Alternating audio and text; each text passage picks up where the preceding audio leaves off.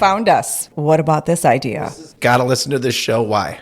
Because it's about the hearts and minds of entrepreneurs. Oh, nailed it. I didn't even look at the wall. Nailed it. I didn't even look at the All wall. right, listen, honestly, this is a show. It's different than other shows about entrepreneurship. It's real. It's real. Real stories. Is it? We tend to talk very real. I love And it. so do our guests. So come have fun with us.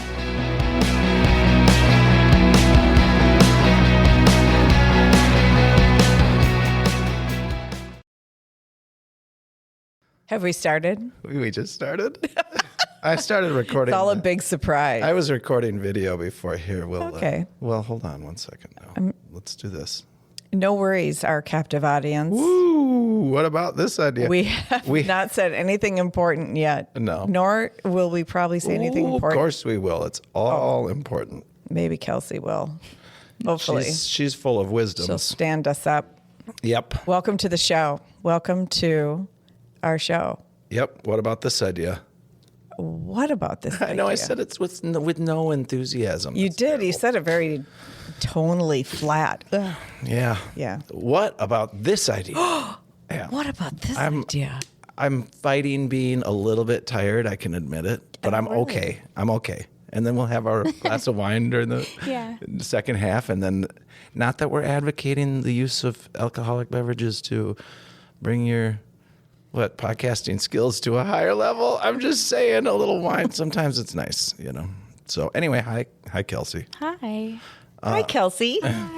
We're so happy to have you here.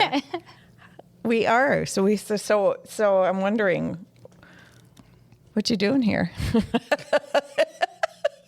Yeah, I think I love starting them off that way.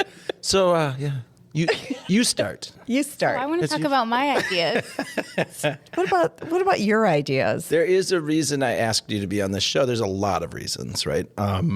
I admire what you do. I think that it's all very cool. I think you've got your finger on the pulse of a different part of Minneapolis that I don't really, know well, and I like that I get let into that world a little bit.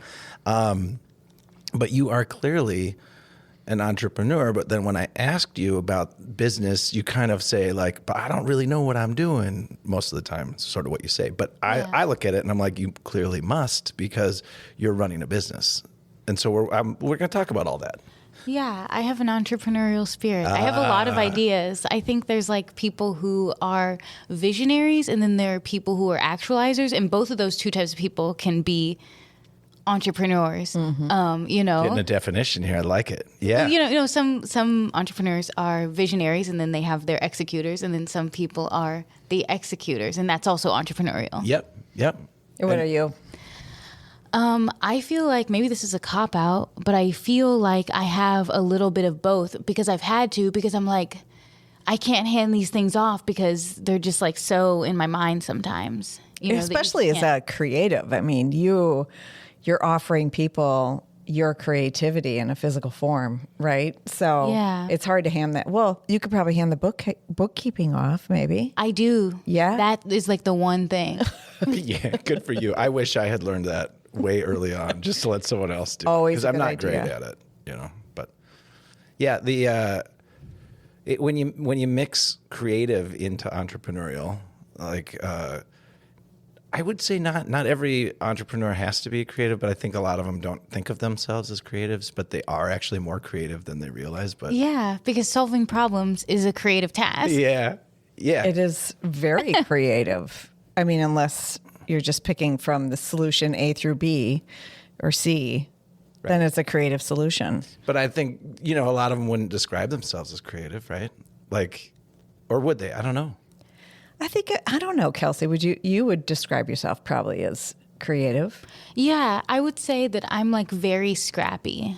That's like my number one adjective, which is a form of, that's problem solving, as a creative practice. And it's grit. Well, and you actually physically, you create things for me. I'm just saying. Well, I'm just thinking, you brought it up, right? So you either go into business because you want your business visionary. You have this vision for a business that also requires some kind of skill, usually. Or you come into it with that skill and then you're like, oh, wait, I kind of have to be visionary as well. Absolutely. Yeah. Yeah. Okay, we're done here. Okay, we solved it. I also feel like I feel like Thanks for joining us again. We really appreciate it. We're really moving these meetings What about along. this idea? 2024. Kelsi, tell us more how you got here. Like what, like, you know, there's a lot of creatives who can't be business people, you know, and can't think about margin or, you know, I'm an empathetic visionary for sure, where it's, I'm always thinking about like what the other person wants as opposed to being creative. Who's the other person in that, though? And a client, you know, or someone that you're trying to serve. Yeah, I mean, I'm that way too. I think I'm like creating on behalf of a client because I feel like I didn't have the privilege of being able to create for the sake of creation. It's like your creative practice has to be functional or serve like multiple purposes. And so the main one is like it generates an income. And so that's like always creating on behalf of the client. Yes. What? And that's the end again. And No, you're Okay, just really I don't know why I'm like really speaking good. in platitudes. Yeah, but you're pretty darn good at giving an answer to the question, you know? Like it's But there's a lot of creatives who don't think like that, right? Like even though they think they're running a business, they're more thinking about just being creative, right? And it's like, oh, I'll get to those receipts like in July or something like that, Yeah. you know, or I'll Yeah. do a little marketing. or who cares what the client wants? I want to do I this. want to do this for you. Yeah. Yeah. But you were like dead on. You're like, yeah, I can't be as creative as I want to be because I have to think of the client first, and that's it. Like, damn it. It's a really good answer. It's a really good answer. It's the truth. So you sell packets of your creativity baked into a package that they need and wanted, right? Totally. Do you ever run into situations where the client is like, whoa, you really screwed this one up. I did not want it like this. Or do you do a good job of like sketching it all out and modeling it for them first so you don't really run into that? Or I would say in most instances they can expect to be like within 20%. So in the contract, it's like this will be like within 20%. The final rendering is going to be like within 20% of what the actual product is, which is still a huge amount of variability. That's a lot, yeah. But I really think like I love to like put my renderings side by side with the final product and just be like, yeah. So like that's it. I nailed yeah. it. Like 0.05 Yeah. different. yeah. Yeah. I dare you to say it's not the same. Dare you. I dare Yeah, but then I also like to like give myself the time and space, like with this install that I'm working on the past 2 days, I like to give myself the time and space to address the conditions when I arrive there too. Like I'm working on this job site right now where the elevations were different than how it was actually built, which is unfathomable. Right.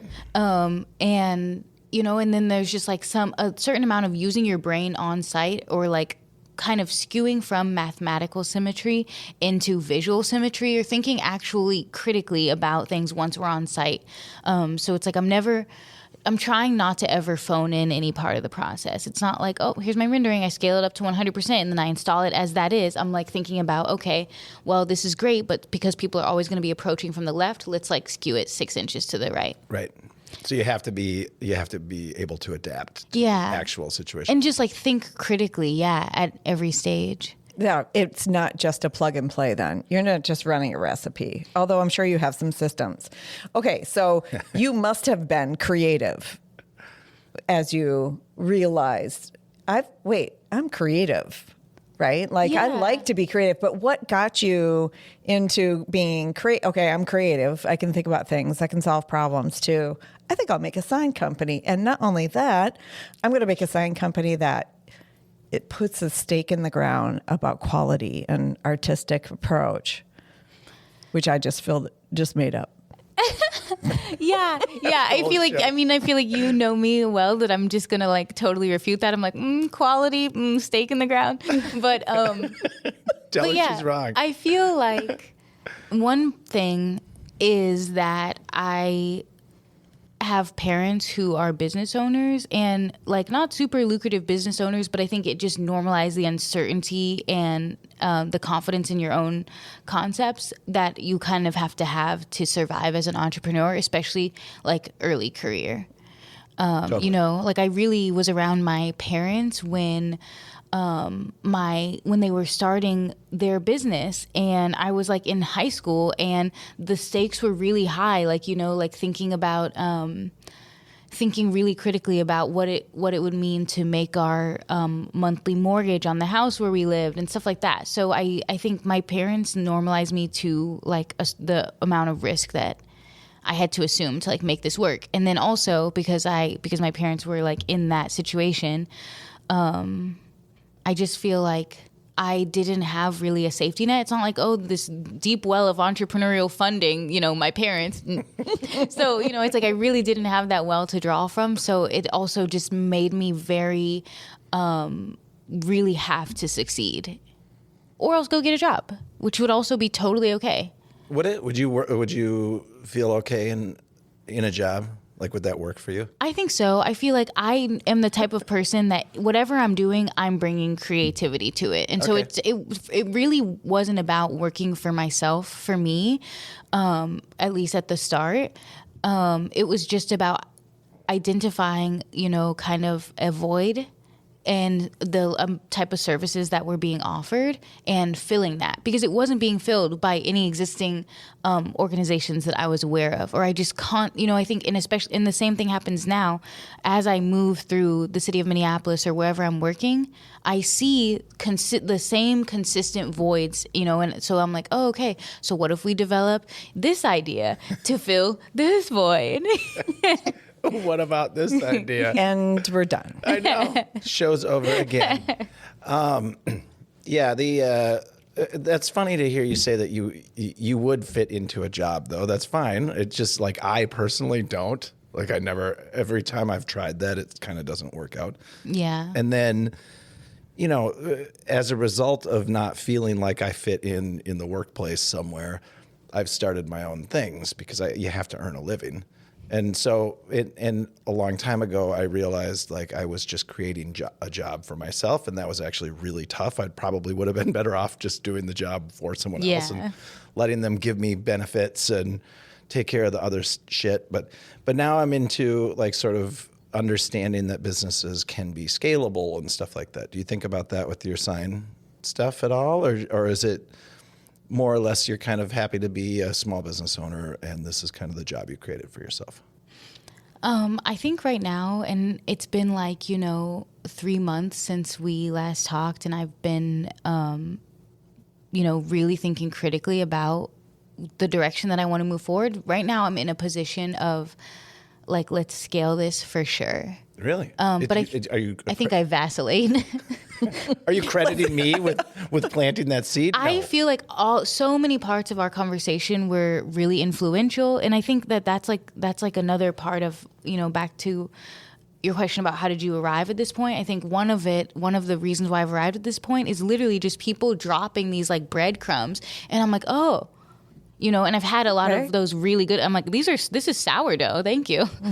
That's my favorite. Yeah. It helps that there's a bread store next door. I wasn't trying to take credit for it. I was just curious if that was because I wasn't setting out to do anything but it's funny when you talk to people how little seeds can get planted and then they come back later and they're like, there's almost an expectation that you meant for something to happen, and you're like, oh shit, I don't even remember talking about that. Yeah, right. I put that out there, damn it. I got to pay more closer attention because all these things are coming to me. Yeah. I find that the more I am not corporate material, right? And mostly because I don't like authority or rules or other people's systems. My problem too. But here's the thing about that. All of that muscle that I built around being an entrepreneur is the opposite to the muscle that is needed to be successful in a corporate environment, because I have to make sure that I'm breaking barriers.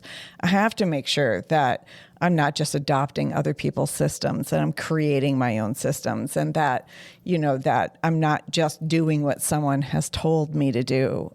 And you're saying that the corporate world just wants that out of you. Well, it's hard because when you're hired into a corporate environment, you've got that one job, that one thing. You're supposed to solve that problem in this position. And I think you do that in a job, but you do it so differently as an entrepreneur. You can be more creative and free and innovative about how you solve things. You can create your own systems. And truly, if you don't do that stuff, you don't innovate, right? And you don't solve those problems in a new way than your competition. Yeah. So I find the more I work the muscle of being a successful entrepreneur and being super authentic and being relationship based and all the things that I value, the harder it is. And I get little tastes of it by volunteering for like nonprofits, Okay, I know nonprofits can be messy, right? And everyone that's a volunteer is hard, but it's like, okay, so I know we did that last year, but do we really have to do that this year? And most people coming from a corporate environment are like, well, why would we redo it all? This worked last year, right? So the nonprofits, like, I got a little confused. No, I'm just saying the Here we go. Here we go.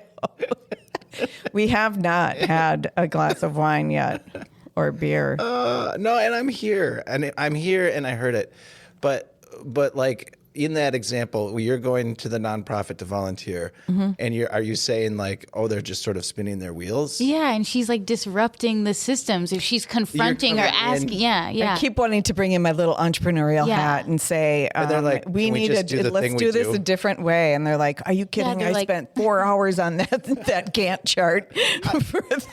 We are doing the Memorial 5K. There is no reason to get innovative here, and they're right. That's what I thought. I just needed to make sure. Exactly. Yes. Exactly. Yes. So, that's why they don't like people like us. They don't. And, I find that a lot because I do bring in new people to companies. And oftentimes I really love the entrepreneur possibility, especially in technology, because if you've been an entrepreneur in technology, you have had to wear all the hats. You've had to suffer through all these things.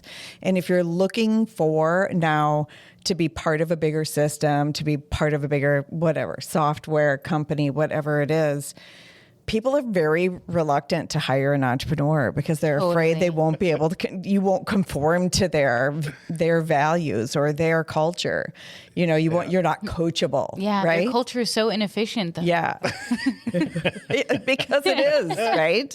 But there's so many broke entrepreneurs out there in the world. I know, too. right? Like they don't all make it. We don't all succeed and stuff. And the agencies are always doing layoffs as well. So it's there's no certainty on either side. That's right.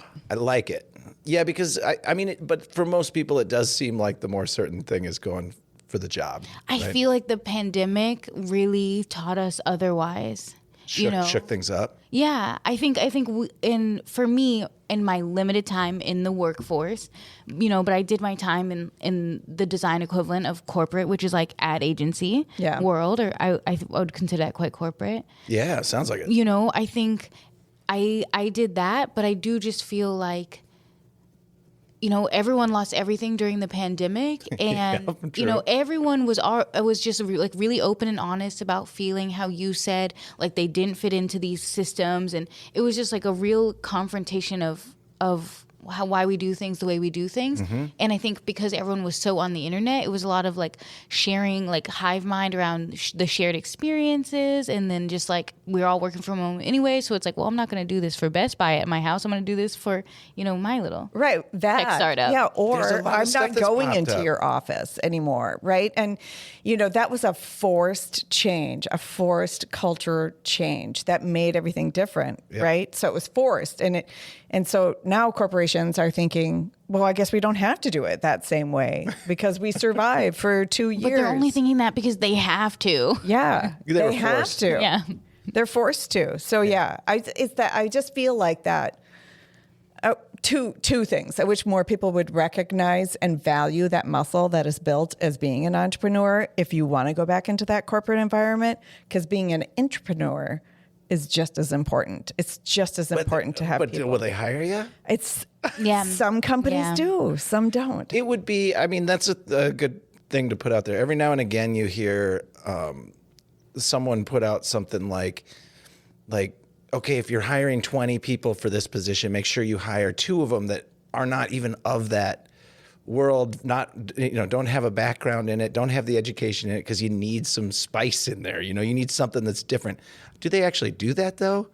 Like if I applied for, astrophysicist, would I get that job? Because they're I don't know if that's I don't know. corporate. It really depends, right? It really depends on the values I'm of the asking company. you, I know. You work for them. I do. And it really depends on how closely aligned to their values they are. So we'll work with companies that say, we have this diversity, but we don't have that diversity. We want that diversity. And then I'll say, okay, I'm going to make sure I bring that diversity to you, and I'm going to hold back I shouldn't say this necessarily to my clients, right? But I hold back people who would more obviously fit, but you want diversity. So get your head around how this feels and fits.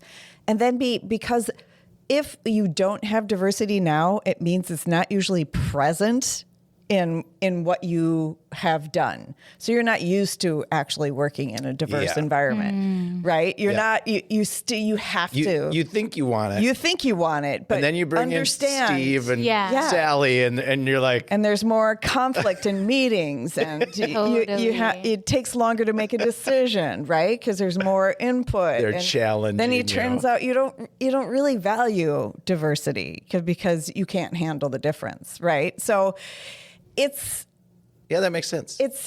There's oftentimes a difference between what people want and what they need, right? Totally. And how they regard themselves versus how they actually are. Yes. As an organization or as a person. Yes. I mean, not my clients. My clients are perfect in every way.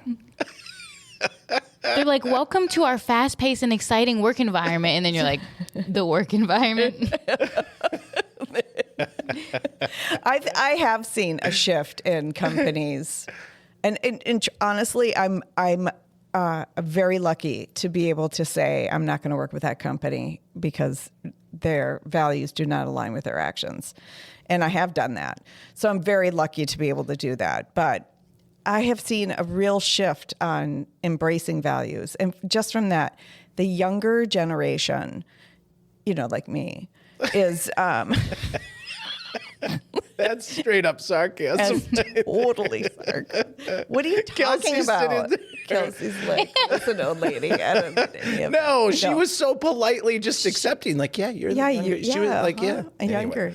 She's like not going to say anything. Just polite. The power of suggestion. I actually think we're all maybe millennials here.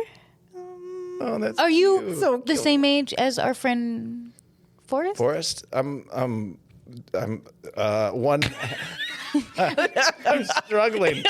I think we're all. I think we might all be of the same generation here. I don't think so. I don't know. I'm Xer for sure. Yeah, I'm Gen X. Okay, so that's one above millennial. Correct. Okay. I believe that's correct. I'm 49. Okay. So I'm 39. Yes. Plus. Perpetually. Yeah. And we're grading on a curve, so I'm 16. Do they accept library cards as a form of ID here? We don't need IDs here. I think we got international airspace in here. Well, I'm going to say maybe like the second or third stupidest thing I've said today at this point. Why not? Because now we're getting, I feel like I'm loosening up a little bit. Anyway, there are a lot of companies out there in the world. Like the vast majority of jobs are held in all of these companies. Yes. It's sort of mind-boggling though, because in a certain way, because there's like a bazillion different options for getting a job with an already existent company, whether they're good or bad or stable or not stable. There it is. Just go take that. And then there's us. And we're like, yeah, but what about this idea? And I'm going to start my own company. And then we run off and do all sorts of weird stuff. And we do, but it feels when you're in that mindset, it feels like there's so many people like me out there. Yeah. And then when you realize, like, someday you look at it and you're like, no, there really aren't very many people. Aren't that many people like doing this. No. Yeah. Do you find that, Kelsi? I mean, do you find that your approach to your work? I mean, we ended it at how impressed I was with your answer about that, right? Like, yeah, I'm a creative, but I'm here to make it right for that person. It's a very good answer. Yeah, I'm a creative, but I'm here, and that's a form of creativity, right? Even the math at the end is another form of creativity. You're being creative all the time, but you it would almost spell certain disaster or failure if you failed to recognize that. If your creativity overpowered your understanding of needing to give someone a product that they're happy with, that would spell disaster. Right? Yeah. Yeah. I mean, or I think too, like it would spell at least uncertainty. Yeah. So this is like a certainty. Like I'm using my creativity to create something that is always in need. And for me, the pandemic was very affirming because I really went into it like, is there going to be new economic development? Is there going to be work in my industry? And it was so affirming to my own adaptability or whatever, ability to adapt to the literal horrors, and it just taught me so much. I felt very affirmed. I sat in my garage, drank whiskey, and not all day, and sewed masks because they had run out of them at the hospital and like cried for humanity. That's what I did during the pandemic. It was awful. It was really awful. But you managed to stay busy, and that's the it's like there's no idle moment. Oh, but there was no idle moment for you. No, so you were like, okay, I'm going to pivot. I'm sewing masks. Yeah, I wasn't doing it for I'm being a consumer of liquor. Just keeping the economy going. Keeping the economy going. I'm just trying to do my part. Just spending my stimulus check as instructed. Well, what else were we supposed to do? It was so weird. And the kids were depressed and they weren't in school and the whole world looked like it was ending. Now we're out of it, kind of the other side. I think we're obviously still seeing the aftermath of it in certain ways. But like always happens, that change was the kick in the butt that we needed to do certain things. And that's kind of what you're saying, right? And what you're saying, it really disrupted. And I think also during that time, a new generation of workers came into it's like people graduated from college during that time and came into that environment. And they were like, in the way that the youth is so entitled and whatever. And they were just like, this simply won't do. This simply won't do for me. No, but they're all living in the high rises downtown here and drinking super expensive coffee and visiting the Itasca Wine and Spirits. Oh, a little shout out. Yeah, a little shout out. Our little partner here, Jason, over at Itasca Wine and Spirits. Yep. In that space. No, it's funny. I don't know. I feel like the kids are doing all right. But I yes, agree. I think I think it's hard to learn from someone younger than you and not be resentful. Yeah. Yeah. You enjoy your little, lofted apartment. What is that like? Yeah. Fine. Be that way with your studio apartment that you're happy with. Isn't that a part of, do you remember the movie Fight Club? Isn't that sort of a part of the thing when whichever character beats up the other one because he just didn't want the pretty young guy who did everything better than him around anyway. So we had to beat him up, Yeah. I look at the kids and I feel that same sort of thing sometimes. Yeah. I hear you. Yeah. I don't know. I love this. So I have two kids, 26 and 21. And I'm super refreshed about their point of view on life. I know. I think that's what she's saying. And I get it. I know. I'm overly refreshed. I'm so refreshed. I'm just trying to take a positive spin. I'm overly refreshed. I'm sick of refreshing myself on your goodness. I am. I think they're hard. I think they're hard workers. They have to be inspired, but they're hard workers. And how do we not? I have to be inspired. I've met both those kids and they are nice people. They're good people. I don't know what happened there, Sam. I know. How did that happen? It's like, oops, I did well. Yeah. So what do you do for marketing? I'm curious. Do you network, or do you do podcasts, or? Yeah, I think I Do you throw definitely yourself on shows every now and then? absolutely. I love to talk about what I do, and it like this is one format, but I like literally had a conversation with someone on the street today, and often that happens. And I think like when you work in a visual medium, it's marketing for itself a lot of the times. But then I also feel like I feel like I'm so much of like a historian or archivist. Like I really want to document and share the process and kind of like think about it in terms of like demystifying it for women in the trades, and certainly like not gatekeeping any of the techniques that I'm using, any of the vendors that I am, collaborating with. Like I don't feel I feel like really compelled not to do those behaviors, even if I'm like going against my natural tendency to want to be like, figure it out yourself. I did, God knows I did. You idiots. So I think like the marketing part for me comes really, really naturally to me because I'm social and I'm really excited about what I'm doing,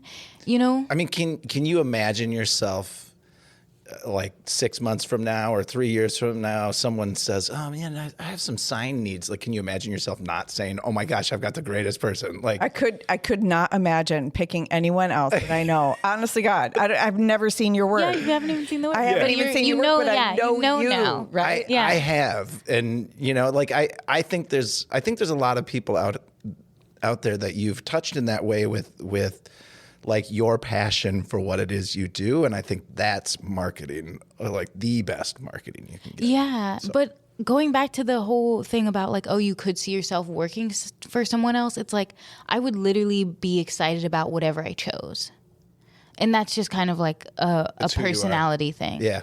Yeah, so I was really, really excited when I was making $36,000 a year working at an agency. That felt really good, and I was really excited and then you inspired. realize it's not really going to pay the bills out too long, is it? Kinda. Or was that adequate for you? That was adequate for me at the time, for sure. So that was me at like 21 in the 2000s or whatever, the tens. So that was me at 21 in the tens. That was really adequate, and not paying income tax. Shout out to the state of Texas. Oh yeah. So you can live cheaper in That Texas. felt okay, but I think there's one of the things about being an artist and an entrepreneur is that in the world of working for someone else, I would say that even I've assumed a lot of risk and debt, but I know now that I'm making more than I would if I would have stayed in that role. And it felt like there was, like, I think about other people who are in the senior version of my position. And I know that maybe now I'm making more money than them because there's no upper limit on what you can make when you work for yourself.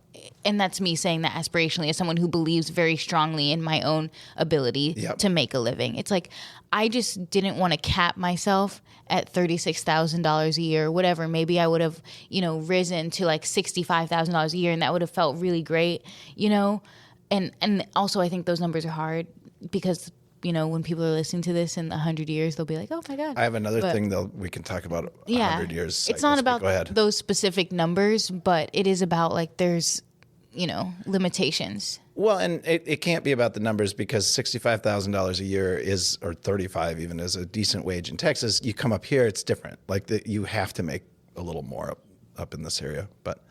Well, I want to hear, because you guys know each other, right? I don't know. So I want to hear what you say about your work, right? The thing you said, I like to talk about the way I work. Tell me more about that. I haven't heard it. Can we get it on the second half? Yeah, are we here already? Yeah, we're a little over. When are we going to talk about my idea? Right after the second half is just so much more. It's just my different. idea. Yeah. We can talk about your idea the whole time. Plus, answer that question, which was a good question. Well, yeah, probably work. Everybody's here and listening going, what does Kelsi do? She makes signs? I don't know. Yeah. No, there's more to it. Yeah. And it is an interesting thing. Exactly. Okay, you said something about 100 years. And when you were talking about the 2010s and teens and stuff, I wonder if every 100 years, like most of the society is like in the 20s. When you're into the 20s again, you're like, thank God we're not in that period of time that we can't quite name correctly. Because do you think every 100 years they're like, what do we call those again? Because we all know you call it the aughts, right? Yeah. On the first part. But what do you call it? I didn't know that. I was suffering to figure out what to call it. Well, that's the first 10 years of the new century. Yeah, I was calling that the 2000s.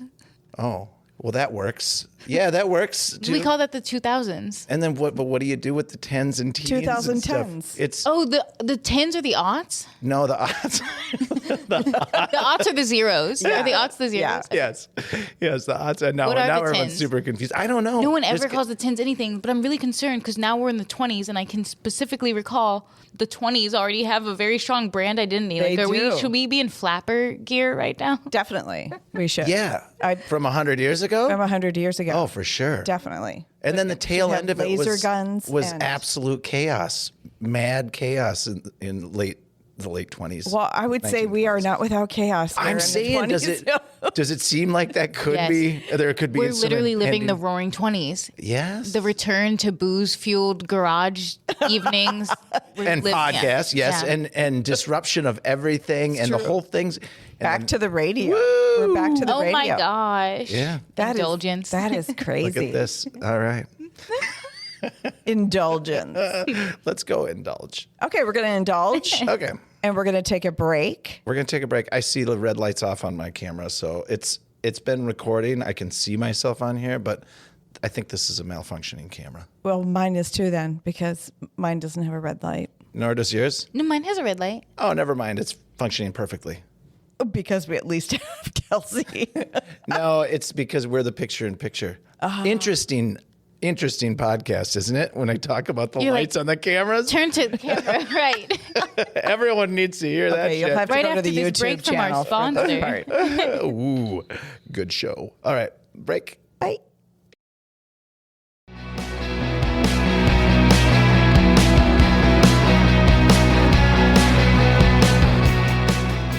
Here you are.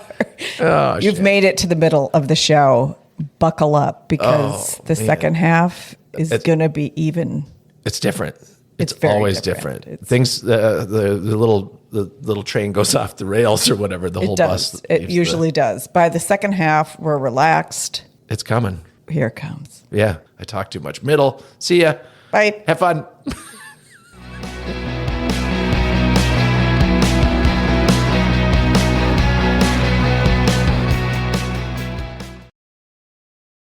And we're back. Hello, Back to the newsroom. McFly. Let's announce we're back. We're back. We've We got are back. some. I even put up the graphics.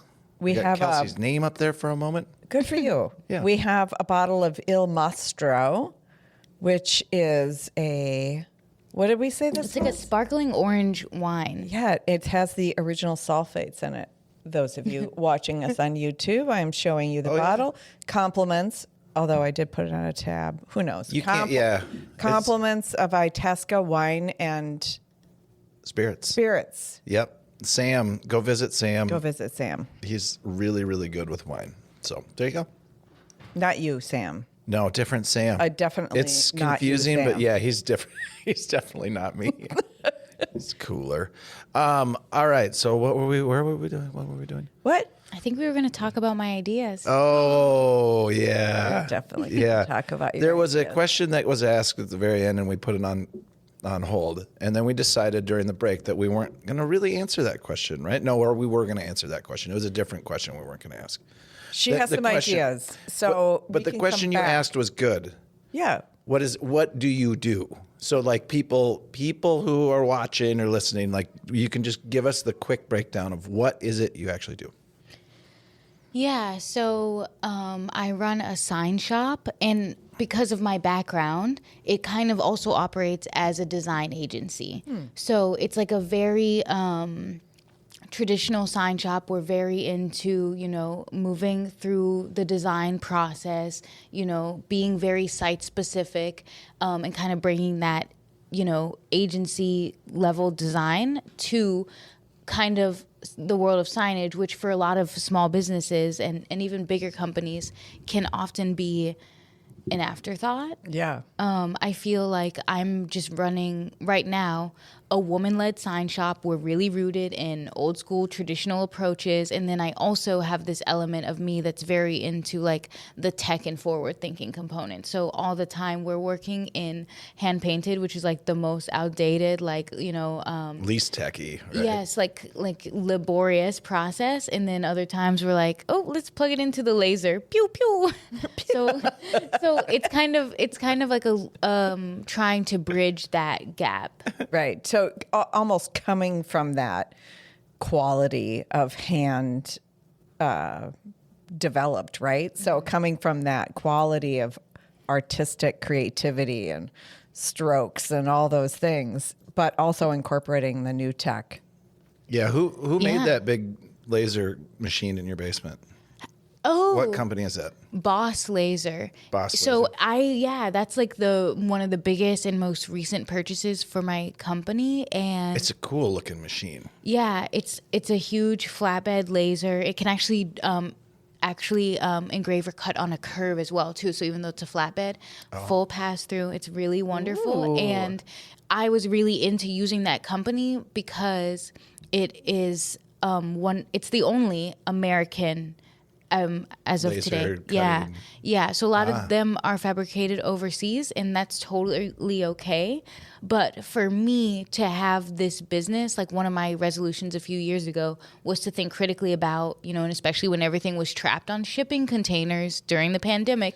We shipped so much and people crap. were waiting for laser parts and blah, blah, blah. And even I waited a really long time for my laser to come. But I think I wanted to work with an American company because I want people to understand about, I'm working in this hyper localized way. So I need to do that as much as possible. So it's the only American company that's as local as I could get. I love that. It's like tracing your food, right? Yeah. Sourcing your materials Totally. Bringing the local materials to the local clients. Being caught. Yeah. Do you have all that. Do you have an office here in Minneapolis? Yeah, so I have a sign shop, and it is on Lake Street, and that's also where I work out of. We do fabrication in the basement, and then we meet with clients upstairs. Nice. The reason I asked about the laser was because them being an American company, there's hopefully we can connect with someone on LinkedIn or something and suggest to them that they do, like when you push the button and you start making it and it starts doing it, that it goes pew pew, pew pew. Yeah. Wouldn't it? It would be so cute if the little machine was like, well, it's a big machine too, but if it just started saying pew pew, pew pew pew pew, we're shooting your lasers. I'm always like, I'm always taking my work very seriously, and at the end of the day, I'm like, oh yeah, stickers and lasers. Yeah. Well, that's pretty like Lasers are pretty future sophisticated. tech thing, like you're way out there in modern land. I like it. That's good. And and the other side of it, and one of the parts that I respect about some of the stuff you do is I love the fact that you do have the laser and you can do all the new stuff, and you got the little form bender thing that you showed me, and but you can also sit there and just paint a sign like for hours and do all this detailed hand lettering stuff. I think that's really cool.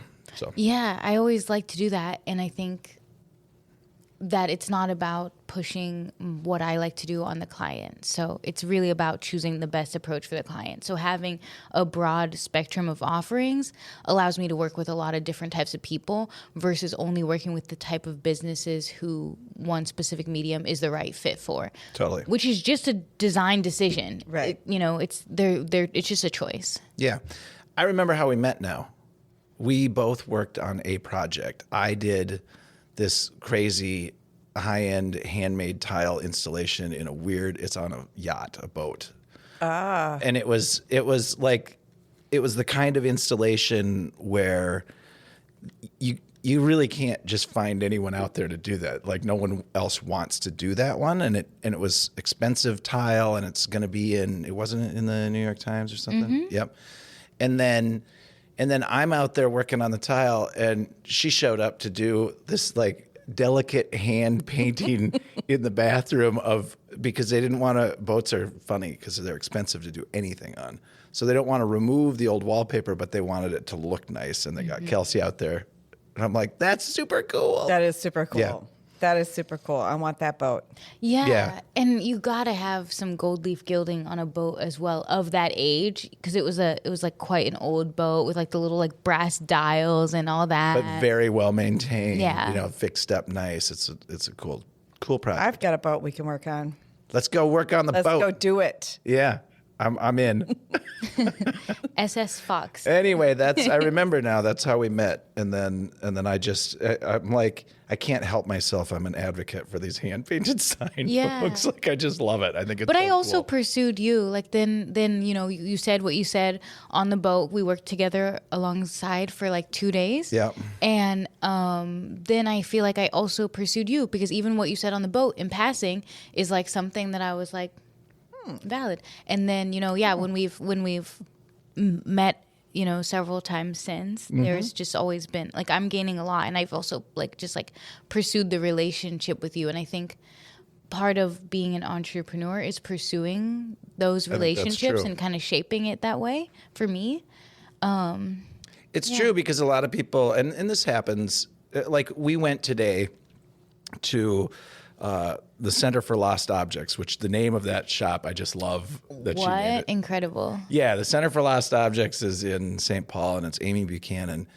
And we didn't have time to like reconnect or whatever, but I interviewed her 5 years ago on Legacy Matters or something. And then across the street is the White Squirrel Bar, and that's Jarrett Ullman's bar. And I'm like, I interviewed him years ago. So gorgeous hand-painted signs at the White Squirrel. There you go. And I think even shows like this, you get the people on, everybody at the end of it is like, oh my gosh, this was so great. I loved the conversation. You never know who's going to listen and who isn't and stuff. But then if you're entrepreneurial about it, yes, you do find a way to maintain those relationships, to chase the people that you really made a connection with and stay with that. Yeah, and it's about authenticity too. It's like, people have such a problem with networking. Did we even get to your ideas yet? No. I'm ready. Yeah. Okay, right. Yeah, we can do that. Yeah, sorry. Let's do it. People that... I want to hear this hot take about networking, though. Yeah, so networking can either you love it or you hate it. I hate the word. There's not a lot of people, I think, that see it in a different way. I feel like we need to be calling it something different. It's relationship building. It's just relationship building. Yeah, and if you go into it, there's a book called The Go-Giver. And if you go into networking, thinking about what I can give you, like, oh my gosh, Kelsi does these signs. We need a sign. Like, how can I advocate for you? The more I learn about you, the more I advocate for you. And then all of a sudden, you think about the same thing, right? But I'm not doing it for you to think about it. I have to know that relationship building feeds all of my desires in unexpected ways.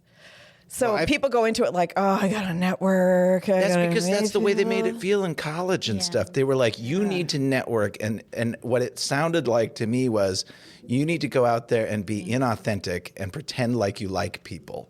That's what it sounded like. But now I can say about both of you, what I've realized over the last many years is the true networking is getting to know these people at some deeper level, not expecting that you've got your new friend that you're going to have forever, or you're going to spend all your time with them, because we already have a lot of friends and stuff. But understanding that the next time you see them, like, you do have a genuine connection and you do have a genuine relationship, and that's enough of a friendship to be actually very meaningful. Because you're both thinking about each other. You're telling people about the work. You're both in the same boat. Yeah. Not like, you're both... That's a metaphor. Yeah. We were both in the same boat. That's a tie back. Oh, nice job. Way to go. We were both on the same boat. You're both on the sea. You're both on... Everyone who's networking is... there's always... I'm an extrovert, right? So I don't mind walking up to a group of people and just sort of introducing myself or finding a connection. Usually it has to do with shoes or a bag. Hey, nice shoes. Oh, did you say that the right way too? Not the Minnesotan way that I can't figure out the difference between. Bag. Yeah, I can't figure out the difference. Everyone's like, you say it bag, and I'm like, no, I say bag, and they're like, no, you say bag, and I'm like, yeah, no, it's the same damn thing. I don't understand it. I can't hear There's it. a new Arnold Schwarzenegger commercial. Is there? Yeah, It's something for insurance company, and he's saying. We're about to find out how good of an ad this is. Yeah, I know, because now we'll get That's Arnold the problem. Schwarzenegger as a what sponsor, or are we're gonna do a shout out? We should shout out to Arnold. I'm not gonna even name the company because they're not a sponsor. Yeah. But he would say the word like neighbor, Oh, right, Neighbor. in his way. and they're like, "It's neighbor," and he's like, "Yeah, that's what I said, neighbor." yeah. Amazing. Neighbor. Well, now we all know which insurance company, but yeah. They can yeah, write that in one. and we'll add it in. Neighbor. I'm not worried about mentioning companies. I think it's funny. Yeah, it is funny. Anyway, okay, so yep, networking, bad branding. Maybe we should do. So the idea is unhinged. Are we ready for the idea? Yeah, I want the ideas. I feel like I'm ready. I ran a few by you, and I wanna hear And it. this is different. Okay. But a lot of my ideas had gas stations in them, Okay. and this one does too. So you have a thematic idea generator in your brain somewhere, and it sees a gas station, and it's like 50 different purposes for gas station. Absolutely. It's like a large language model spitting out like, well, tell me 50 different things I could do with a gas station. Yeah, let's hear it. But it all ties back to signage, because I feel like for me, growing up, like specifically in Route 66, you see all of those iconic signages Totally. along the historic highways. And a lot of them are gas stations. A lot of them are also hotels. So it's like those are the iconic signs of that era. That makes perfect sense. And Yeah. wall drug. Yeah, they had some signs. Yeah. Oh, yeah. So much good signage. But this is the idea. Yeah. So I have always wanted to own a gas station, and I think right now we're at a place where the way that people engage with gas stations is totally needing to change, because more and more pretty people are shitty. driving electric cars. Yeah. So you're going to spend longer at a gas station while you're Yeah. charging your car, even if you're doing that like Tesla Supercharge. And that Tesla Supercharge is always in the parking lot of like an outlet mall or like a Target, and So that you can spend time in there buying stuff. yeah. A grocery So store. yeah, Yep. I want to have like a very like beautifully branded gas station where people can buy gas station food. So I will have that like level of income where your point of sale is like $5 to $10, but it's elevated. So instead of maybe buying like Trolley Sour Bright gummy worms, you're buying like dried mangoes that are like in like a mat package. So it's like kind of elevated snacks Okay. at this gas station because you're lingering for No longer. Cheetos? No, 'Cause or Cheetos like are we fucking might have like delicious. baked corn puffs, comma organic, comma $7.99. Comma real cheese. Yeah. So those Cheetos are delicious. I know. Just kidding. Sure. those They're type of terrible for you. offerings, so that because I think like gas station food also is like so good, but for me, someone who also spends a lot of time on the road, Right. makes you feel super shitty. It's Yeah. terrible. It's like a once in Yeah. a while thing. Yeah. So beautifully branded snacks, kind of that old 1950s automotive feel. So like roll up garage door type of style. Not lots of natural lighting, so you can come inside while your car is charging and kind of linger. Maybe like work on your laptop. Obviously, there's Wi-Fi And coffee. and maybe coffee. And it's the gas station attendant is still going to be who they're going to be. They're in their polo, whatever. They don't care about this job. But that's an archetype that we need in society. But I hate it here. I'm like, I'm fucking hate it changing here. I hate it everything here. I hate it except all day long. he's Yeah. like in a red Circle K polo, changing everything except that. But And sometimes they actually love their job. It's true. I've so run into intensely. there's some in my Checking neighborhood. the cameras.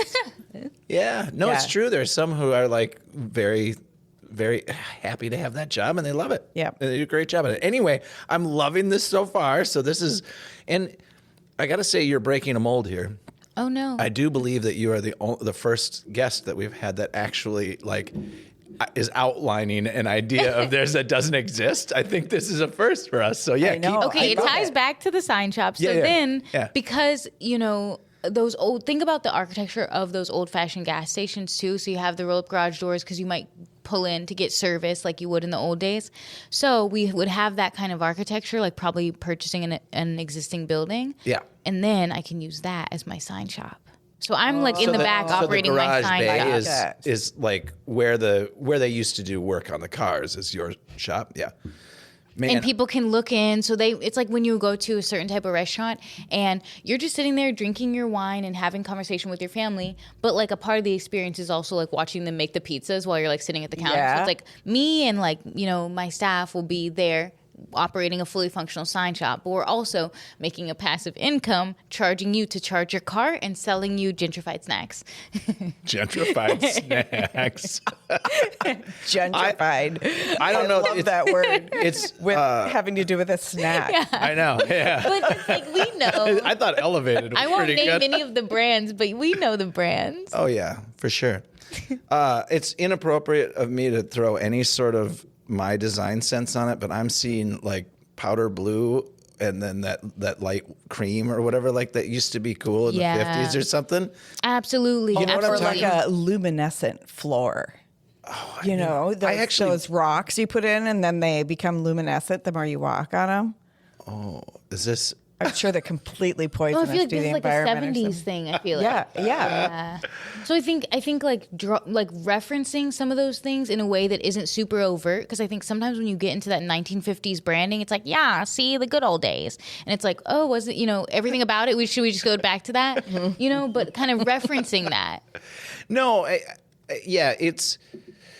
Okay, so at its core, the other part of it that's like we're not gonna say whether this is a good idea. Fine or if not, you cut whether it's this gonna idea work. from the podcast. No, why I would we love do this that? idea. No, I'm already thinking bed and breakfast in the back and I like it because bonfire Yeah. to relax. Little U-shaped by. courtyard, like in the old days. Exactly. and for me, I don't think it's hearkening back to.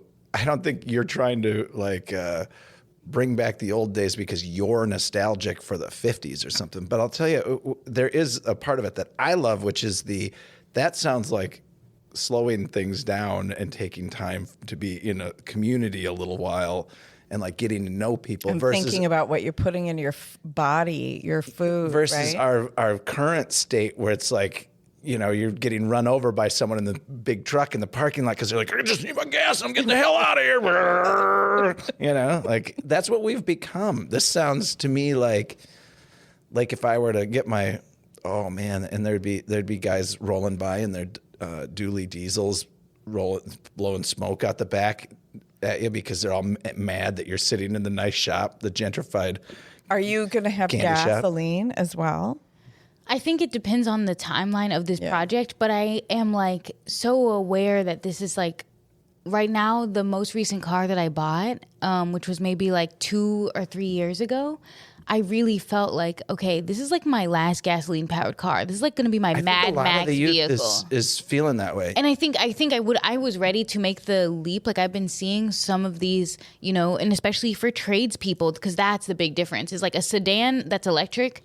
Okay, that's great for everyone. Cool. For people in the trades, making the transition to electric vehicle is like a little bit different. But I've been seeing these electric vans and blah blah blah, and seeing their capabilities, and I'm ready, and I totally understand. I'm like, self-drive me to work, put me on my little home charger battery. Like I want to be a part of that world. Yeah. Agreed. But I think it kind of depends on the timeline in terms of gasoline. I'm not opposed because. I mean, obviously, there's huge environmental harm. I think it would be cool. Well, it's not gasoline like too. electric is environmentally unharmful.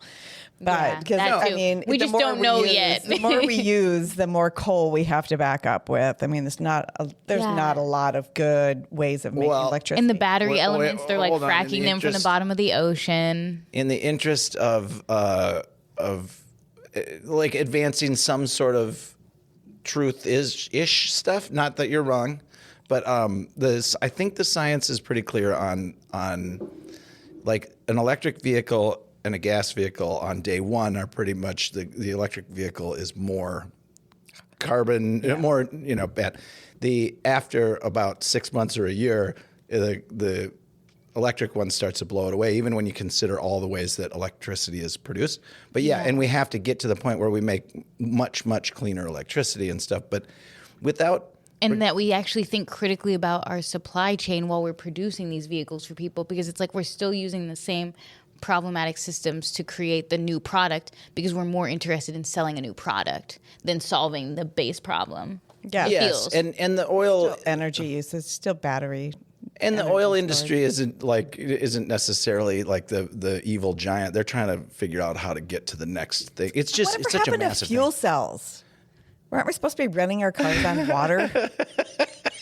Come on, kids. Hydrogen and Come on, kids. no, I mean we do, Ideas. We do take rainbows and sunshine. Come on, fuel cells. No, I mean I think generally we take these views that like this one's going to fix it and that one's bad and this one's good and whatever. Like, but no, I like the idea without worrying about the politics around it all. I like the idea of sitting in your store while my car's charging, and I'm like, this. I know, and it's just like because gas stations you're right, they are super iconic, and I even remember as a kid, it was kind of a cool thing to go into the gas station and just sort of hang out with the old people for a while, and it's still that way a little bit in the South, like it's more of a hub. Yeah. And in Minnesota, it's like get in, get your shit, and get out of here. Unless there's gas station chicken there. Oh, is there good chicken at gas stations? Gas station chicken, gas station pizzas are known extremely well in Iowa. Oh, really? Yeah. Yes. In Iowa. But gas station chicken is a thing. Yeah. It is a total thing. Do you grew up Southish? Like, did they have the wet peas in the thing, whatever the hot peas in? You know what I'm talking about? Hot peas. Yeah, they have peanuts. Sorry, not peas, but peanuts. I've just never been bold enough to try them. I'm like, I really want to try the peanuts, and I usually try everything. Yeah, I'm gonna get food poisoning, but let's have 2 of these gas station burritos, please. Yeah, yeah. And oddly enough, I've looked at the hot like in sauce peanuts, and I'm like, I just don't know how to even do it. I don't even know what you're talking about. You to don't? Be honest, but what grosses me out the most. We'll pull up a graphic about gas stations is the rolling hot dogs.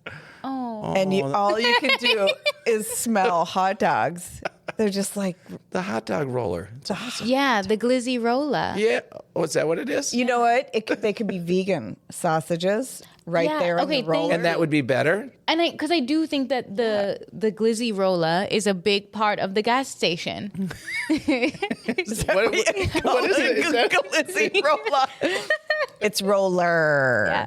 No, Rolla. it is for us. Yes. Like, Roller.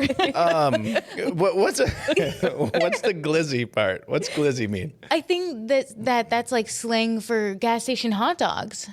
Are glizzies? Yeah, gas station hot dogs are glizzies. Oh man, I love me a glizzy. Yeah. You know what I like more is I never liked them, but I am Mexican into street hot dog.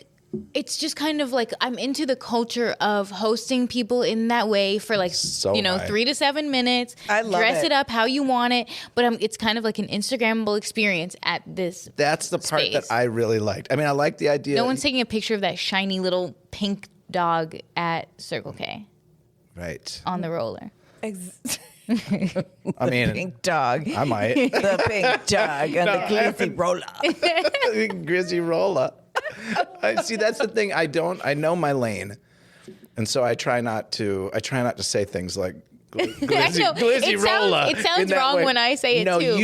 You pulled it off beautifully. I think it all should look like a regular gas station, but everything is healthy. Like vegan sausages or even I would love sausages that. from the farm down the road, I think right? you're See, this is why you bring your idea. No, I this is why you bring your think that's what she said. ideas to people. But I wasn't thinking about that. I would have a way to adopt the glizzy rolla, which is a huge part of the gas station. Exactly. Now that's collaboration. And the slushy, look what we could do with the slushy. It's kombucha. It's kombucha. I'd be like, And they're like, spit it out. you know, popcorn. I'm not Your tongue still turns blue. Don't worry. Popcorn, that's a fairly healthy thing if you do it right. Yeah. But I know I'm with you. I'm 100% with you. There are levels to this, but I think it's all about anticipating the needs in the future. And okay, I feel like I'm a little too young to know on this, but I was wondering, did people used to be this excited about internet cafes? Because I think it could be that. Oh, they did. Like when you would go, was it exciting? I don't know. I'm to go too to young. I'm only 39. Yeah. So, Sam? I'm just a little baby, but I was wondering, did people get really excited to go sit at the internet cafe? Because I think this would be like that. This is an internet cafe. I mean, for charging your car in a different era. It would be like that. Yeah. It would totally be like that. That's Yeah, the absolutely. idea. I mean, You know, you could even do weird stuff like do AI headshots or something. yeah, I mean, You know can what do I whatever mean? you Like want. do weird stuff. Like instead of a photo booth, you do AI headshots while you're there. You have a photo There's booth. a robot that dresses your glizzy for you Oh my God. with whatever, I'm loving this. Can we have a little wine shop in there with some natural wine? So I love that the gas stations, I don't know, not everywhere you go, but I love the gas stations that serve alcohol. And yeah, I think doing that. Where do they do that? Oh, In the South, right? yeah, absolutely. Yeah. Absolutely. Yeah, I know. There's like drive-up liquor stores. Our and stuff, culture. Like, yeah, You know what? Minnesota is I'm like building on this. No, I think we But yeah, naughty. I love the gas Distillery. stations that serve alcohol. And I think just doing it in a certain way. So there's one gas station that I saw on my travels that is called Gas and Grass, and it's a gas station and a dispensary in Colorado. Yes. And it's Yes. not designed that you could linger, which is just so interesting because in the future you could charge, get your little vape on, and then go on your way after 4 hours safely. Safely. Yeah. No, you're only After riders. it's worn off. Yeah, you're not Yeah. advocating. Yeah. And Anyway, sell like doesn't beautiful matter. atlases. I really want to expound on this with you because I love feel like you this. see the vision. I'm with and you I want to on know this like vision. what different people's like, experience of an in-town gas station is versus a gas station on the road. We got to do some market research. I'm 100% It's a lot of into it. glizzies that have to okay. be consumed during the development of this. I think we need to do a little documentary on this. I think what we just did is field trip. this is a truly entrepreneurial podcast. This is it. Like this We are is gonna build this is this. what happens. Yeah, because This is my Shark Tank. I love love it. the I mean bringing an idea in here and vetting it in front of us and doing this. I love it. I mean it's and I happen to like the idea. Is it entrepreneurial? Is it innovative? It's It marks it. It's more than entrepreneurial. A lot Yeah. of people will say, "I want to open a gas station." I used to know people who had convenience stores and gas stations up north. What was the name of that and one? along the North Shore is literally the Route Happy- 66 of Minnesota. I love the North Shore and then up in northern the Wisconsin. Happy Hooker is the name of the bait shop. Okay. Incredible. Yeah. Why not? Why not? Incredible. Love. Wisconsin is notorious for making little names out of things. Like have you noticed that? Like Madison especially, every shop's got some pun. The name is a pun. Like the Happy No, Hooker. I mean maybe I'm just like attuned to it. yeah. like No, it's it's very, normal. very common over there. Anyway. I mean, maybe it's also like alliteration is like the highest form of humor. So I definitely that's have a to part of figure it. out my, for the station. Yes. Yep. Well, I think it's a very cute, I like it. It's more than cute. It's No, I think it's it could be a revolution. The new quick trips of the Tesla The charge. slow trip. I mean, it's different. You're gonna go sit there and hang out and get a different. It'll be a experience. destination because you know how like electric cars have to like figure out where they're going to fill up. It's not like on the road and things. Yeah, and they have to stay there a while, so It'll you be have a the captive destination. audience. You could have a little movie theater maybe Yeah. or something. How long does it take to charge your car? It doesn't. It really 30-ish doesn't- minutes. Yeah, but that costs a lot of money. So if you do the slow charge, it costs less. So I have never had an electric vehicle, and also during the pandemic, when gas was going crazy, I rented one, a Tesla, and I think I was like, I'm gonna save so much money and by having this electric car because gas is going crazy right now. Gas was like $6 a gallon on the West Coast at this time. Yep. And yeah, it actually costs like quite a lot of money to Fill up your electric. Yeah, to fill up your electric vehicle, and especially if you want to supercharge. And I didn't understand that, and it wasn't something that people like talked about. Unless, yeah, and I mean, even if you do it at home, the cost whatever. And we It don't is have lower. the infrastructure for people to do it at home on the level that we are like trying to operate right now. Like the grid would be like even just when people started working from home, the grid was so depleted because it just wasn't prepared for that type of human behavior.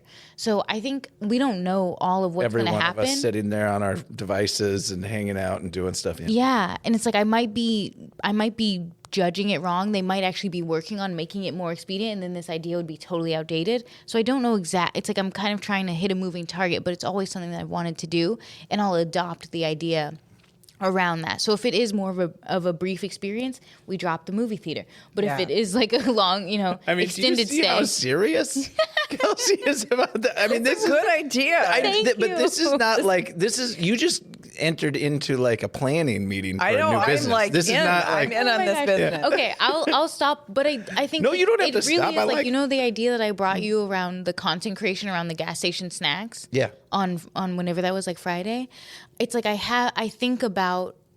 We all have those certain areas of inspiration that we constantly draw from. And I hope that people can see that it's like the same way that I'm drawing inspiration from the iconic behavior of a gas station encounter. It's like that same experience inspired the sign shop, inspired these other things. And we'll continue. It's like I'm keeping drawing from the same well of inspiration. Yep. And this is what about this idea? I mean, that's the show. And That's exactly right.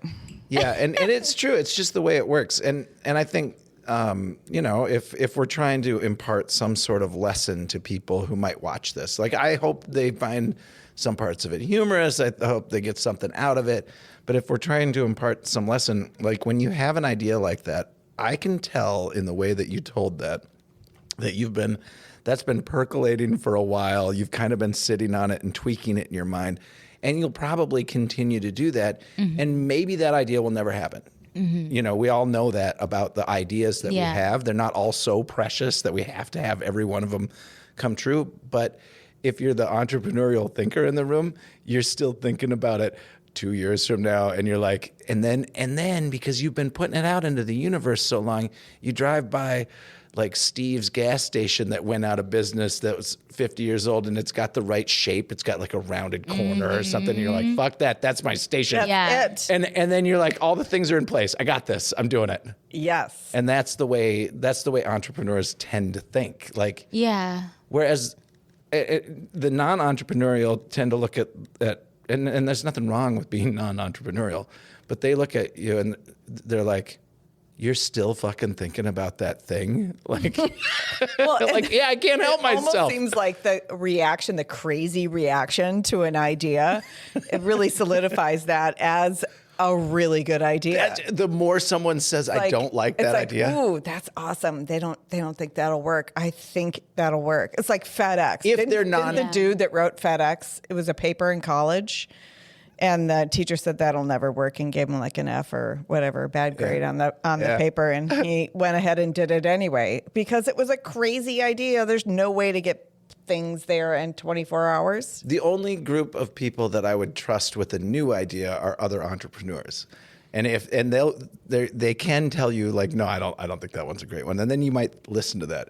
The rest of the people who just don't want to do things like that, don't think in that way, when they say no, it charges me. I'm like, yeah, for sure, it's a good idea now. Thanks for that. Yeah. Like you fixed it in my head. I'm ready to go. Yeah. Yeah, I used to feel that way with like in my personal practice with my artwork. I'm like, good that it's not palatable to the masses. Yeah. Exactly. It's not for you anyway. Yeah, it'll hit at my retrospective in 100 years. Right. My posthumous retrospective. Like they're going to get it in the future. Everyone thought Picasso was crazy. Yeah. Mm-hmm. Well, I think we're all a little crazy. And that's okay. I like it. All right, you two. We did it. We did it? Yeah, I mean, we tried to end it 14 minutes in, 16 minutes in, because you dropped like the big things and you did it so succinctly. It was like, well, shit. Now what do we talk about? Yeah, you ruined the show by being so smart. And then, but then we redeemed it by getting into just ideas and stuff. So I'm super impressed. I'm excited to. You a Kelsi fan now? Yeah. I'm like, how many signs do I need? I know.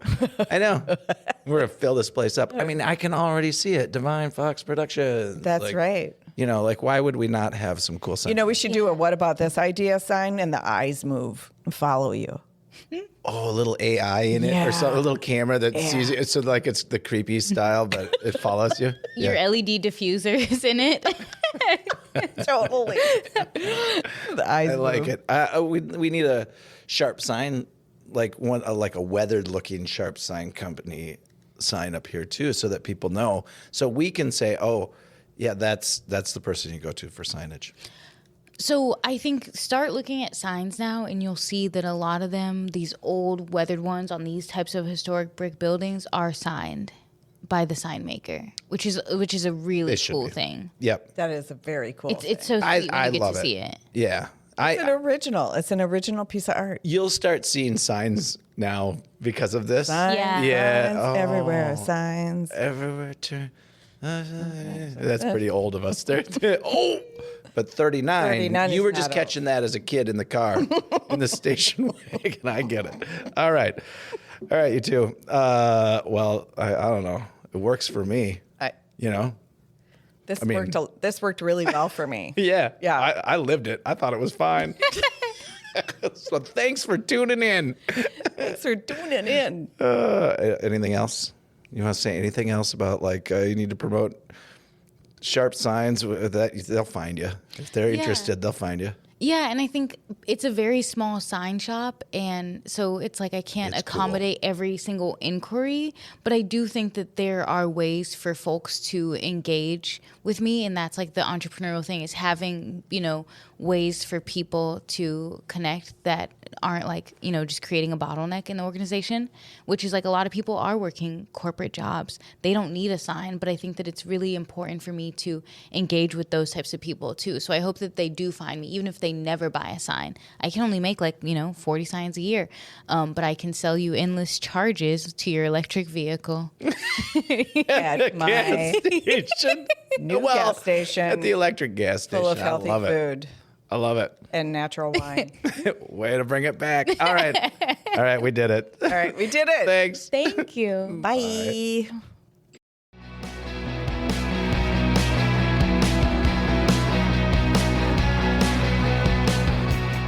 Don't cry. It's over. Oh, you did it. You made it to the very end of the show. You know what you can do to help us? What can they do to help us?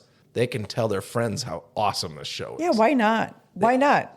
You know what else? And I don't know if people know this or don't know this, but like if you found us and you see us on socials somewhere, just hit repost or share it with your community. Share, repost, follow. Isn't there a follow option? Yeah, of some follow, kind? subscribe. We're not going to charge you anything. No. Just hit the subscribe button. No, It's we not gonna just hurt need you. to create a community around entrepreneurism and how the real shit happens. I like it. Well, because we're real. You said it in the intro. Real. We talk real. No, seriously, tell your friends. What a great show. Oh my gosh, these people are doing the best work ever. Yeah, right? That's what you should say. Yeah. Yeah. Yeah. And just come back. Have fun with us. We love this. We'll have someone, we'll interview someone cool next week too. Someone completely different. Yeah, from prison. Thanks. We always have to have that. Bye. Bye. Thanks for listening.